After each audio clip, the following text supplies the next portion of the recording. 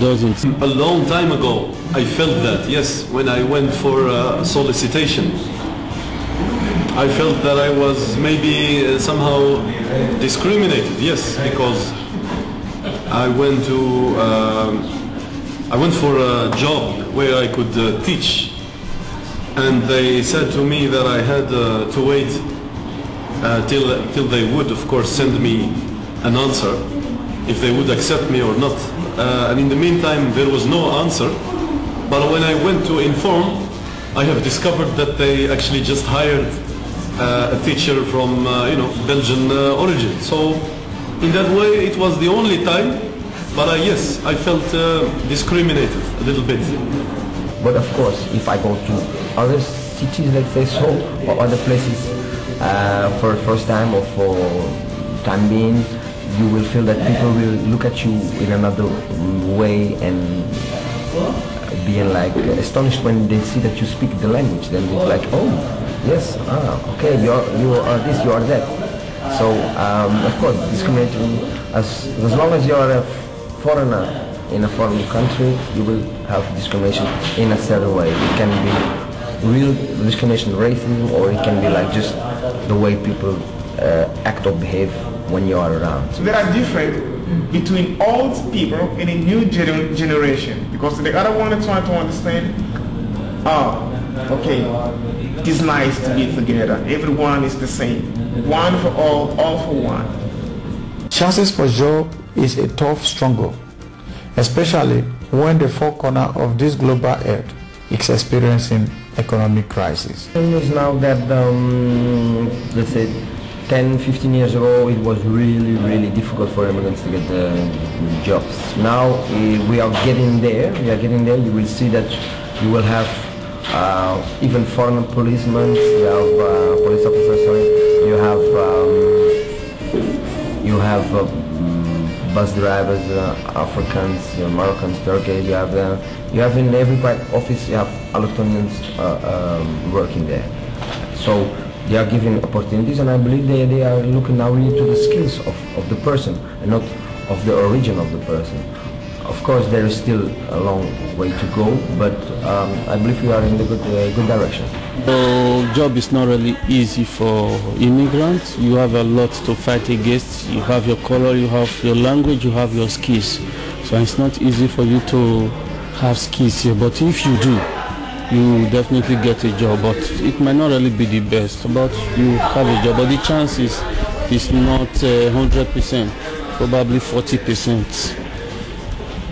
Without a language, then it's no easy to get a job. You know, that's everywhere you see the possible to ask a language. If you have example, you are 2 years, 3 years, you're following the job, and then you know that you get a job. That's like a lottery.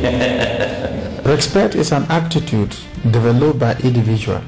It does not depend on the people of a given land. Respect, it depends on the people. No, it goes people, from the people to people. Well, the most Belgian people and friends I have, they really do respect me, if I may speak for myself.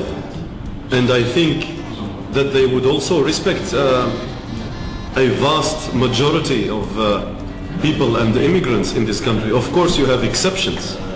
Yes, I believe so. I believe so because when I'm on holiday in my country, I see the immigrants and I see Belgians. Okay, they have really respect, and their way of acting is different, let's say so, than when you would see them in Belgium. Of course, when you're on holiday, you're always happy, so perhaps that's also something that makes the behavior of a person different. But I can say that there is respect. Of course, there can be abuse sometimes, but in overall, I believe there is respect. You have these people with a limited education and people who have fear for something they don't know, for a culture they don't know, and a culture they don't like to know something about. I think it depends from individual to individual. It's I will never say that Belgian people actually hate immigrants, because I have a lot of Belgian friends and they really are very good friends indeed. Belgian people, they respect mothers with children. They respect old people. They respect children. Africans are known with a loud and strong voice of talking. It is our ways of life. Hello? Hello? I beg you're coming back and go sit your bed. Okay, I don't hear you. I beg. We get anything we want to beg. Just the come. You're meeting for my place. I beg. The African manner of talking is something funny. Actually, if you don't know and you don't understand it, you will think they are fighting. These two persons, they are fighting, as there are actually two brothers having a conversation. And I am in a position that I have many stories about it, because in the past with the African platform, we even held like workshops. Well, no, I don't think it's embarrassing. I just think it is a physical change, a physical aspect of an African man, because I'm also actually originally from Africa, so I consider myself also as a loud-speaking person. I have a strong voice, because many times when I speak, people say to me, can you speak a little more quiet? So I think it's just a physical aspect, and in some cases it is good to have a strong voice, but I think we just need to respect our friends and people we are living with. And we have different ways also to share our emotions. We are coming from hot countries, free countries, so we speak very loud, we keep in touch. It doesn't matter which country we are coming from. For the first time we can make friendship, and everything can become like we are friends for a long time. But Africans having their chat, or they're talking outside, and not that they are talking loud, that they are fine. Just talking loud is just expressing yourself as being happy, being okay, feeling well with the person you're talking to. So the other point of view is, okay, why are they talking so loud? They are just standing 1 meter in front of each other, so we don't do this, so why are they doing that? That's why the Belgians don't understand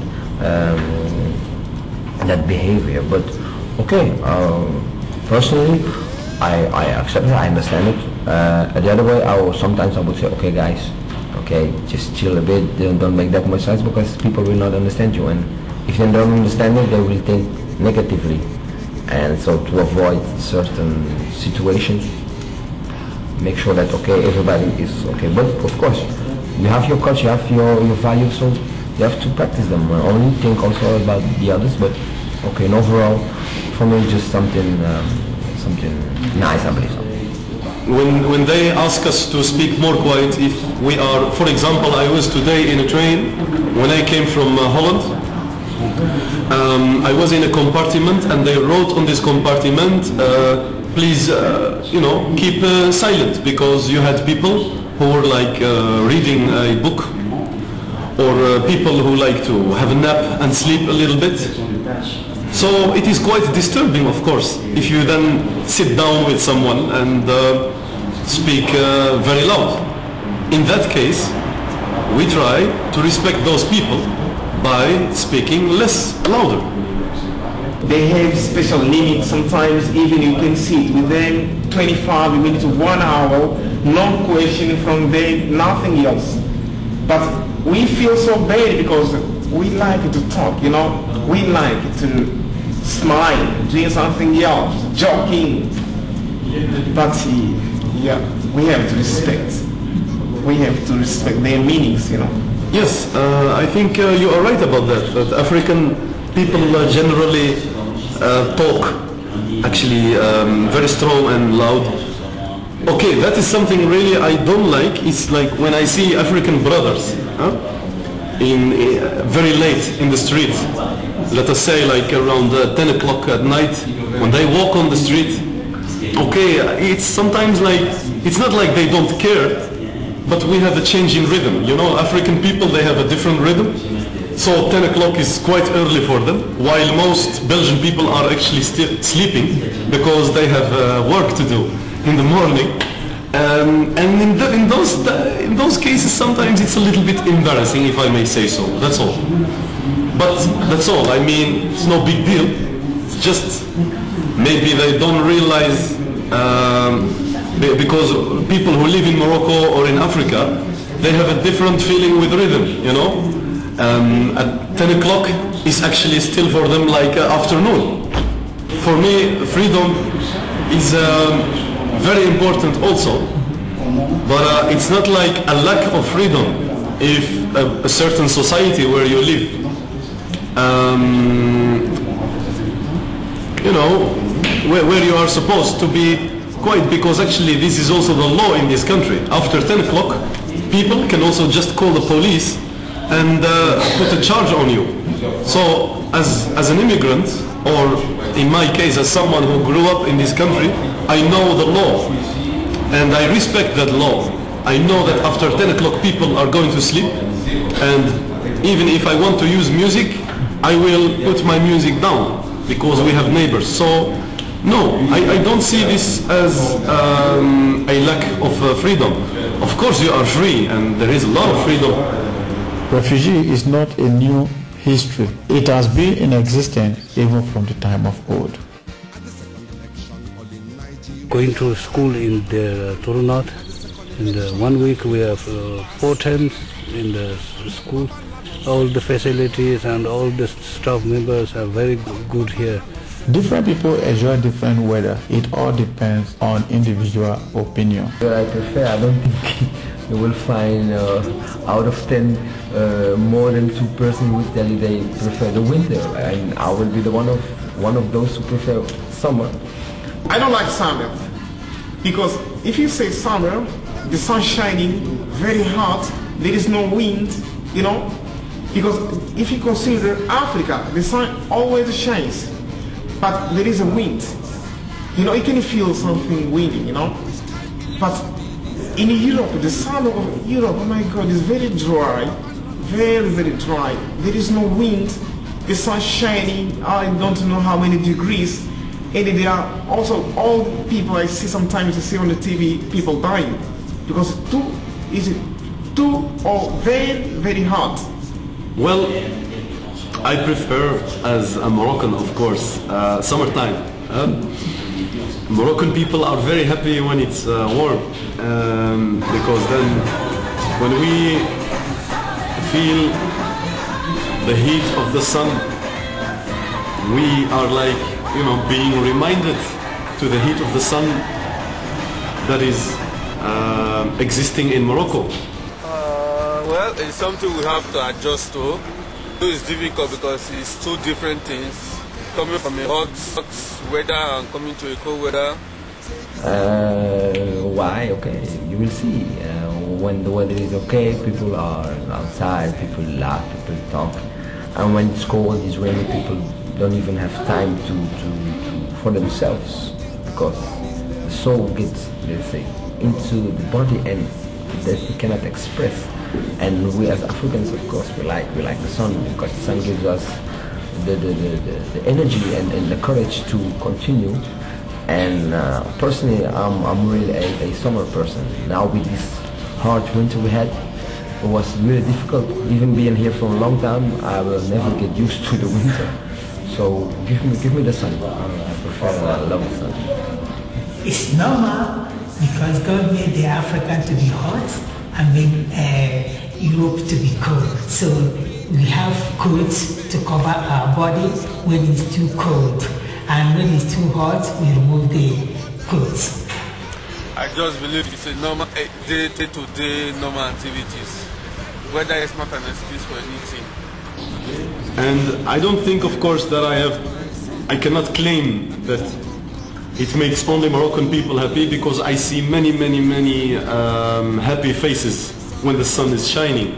So I think that there are a lot of groups of people actually who are preferring the summertime than wintertime. Because during wintertime, you know, I think even that people may become a little bit depressed. go what you want, because it is always grey, it is raining, and it is cold. It doesn't feel good to live in a cold environment. At least me, I think, as originally from Morocco and Africa, my physical body and appearance is actually more adapted to the sun and the heat in summertime. It depends on people. So for me, I say, as long as